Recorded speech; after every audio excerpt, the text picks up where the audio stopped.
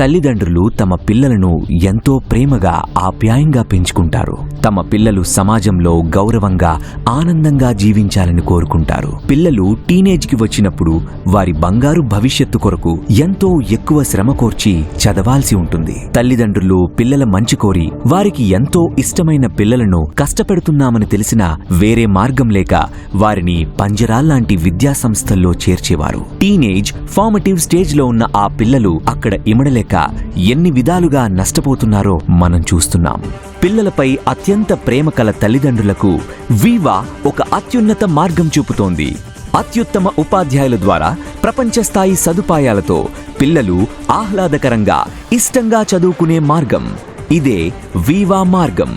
IIT, NIT, AIIMS లేదా విదేశాల్లోని ఉన్నత చదువులు ఏవైనా అలవోకగా సాధించే విద్యా మార్గం. వీవా, ది రైట్ పాత్.